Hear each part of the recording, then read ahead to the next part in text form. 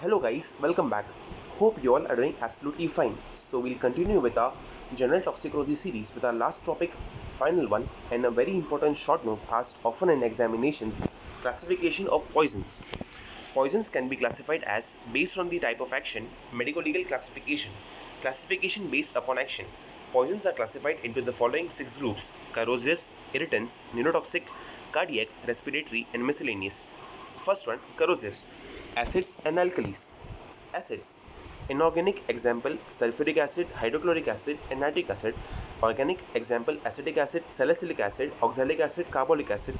Vegetable, example hydrocyanic acid, cyanides, and potassium cyanide. Alkalis: hydroxides of sodium, potassium, and ammonium. Carbonates carbonates of sodium, potassium, and ammonium. Second one, irritants, which are further divided into inorganic, organic, and mechanicals.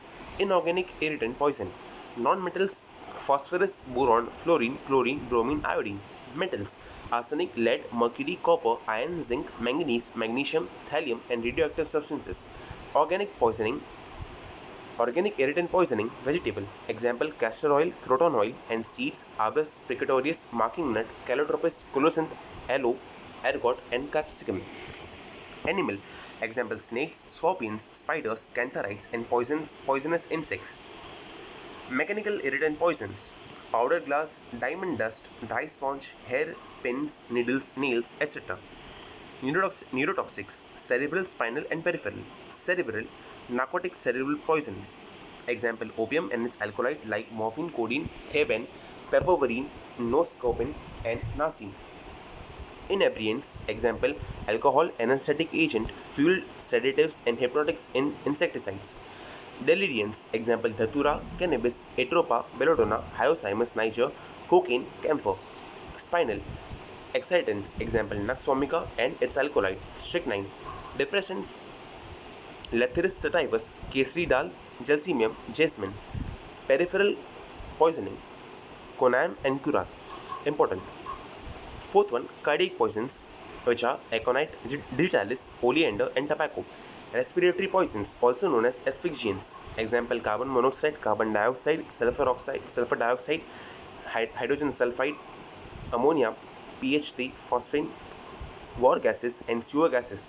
And miscellaneous: analgesics, antipyretics, antihistaminics, tranquilizers, stimulants. Example amphetamines, cocaine. Antidepressants, example tricyclic compounds. Hallucinogens, example LSD, mescaline. Food poisoning, drug dependence, etc. Medico-legal classification: poisons are classified as suicidal, homicidal, accidental, stupefying, abortifacients, clattal poisons, aero poisons, food poisoning, drug dependent. Toxicological evidence: to appreciate the role and responsibilities of the various concerned agencies in proper perspective, this topic is discussed under the following headings: toxicological evidence, forensic aspect, toxicological evidence, analytical aspect, and interpretations. Forensic aspect: a poison is commonly defined as a substance which, when administered, is capable of acting deleteriously on the body. There is really no delineation between a medicine and a poison, because a medicine is a toxic dose is a poison, and a poison in a small dose may be a medicine. Poisoning has occurred in base mainly on the following factors, namely signs and symptoms suggesting exposure to a toxic substance, autopsy findings, evidence of pathologic lesions associated with a particular toxic substance, conclusive evidence of absorption and of a toxic substance in the tissues and body fluids of the deceased as determined by chemical analysis. Analytical aspect: analytic toxicology, as important branch of forensic science, deals with the detection and estimation of a variety of poison in biological and other material in low concentration. The most important proof that the poisoning has occurred depends on the evidence of absorption of toxic substances in the body. The most direct evidence of such absorption is the detection of toxic substance, followed by the quantitative estimation in tissues obtained at autopsy, or occasionally in blood, urine, and gastric material obtained from a living patient. As a rule, general systemic toxicological analysis is undertaken even when a particular poison is suspected. Other examinations: in addition to chemical analysis, other examinations such as histopathological, indirect biochemical, biological, pharmacological, serological, etc. become occasionally necessary in forensic toxicology.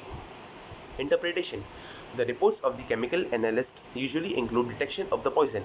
In the case of some poisons like methyl alcohol, ethyl alcohol, cyanide, and drugs, and report also includes the concentration tissue levels.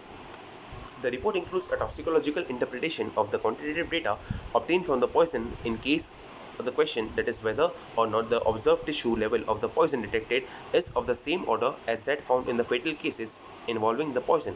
Proper interpretation of an analytical result also requires that the analyst is knowledgeable about the pharmacokinetics of the poison, called as toxicokinetics, and the techniques of the reporting. With that said, we finished the series of general toxicology 20 marker often as in examinations. Hope it has helped you all. With that said, goodbye, take care, and happy learning. Thank you.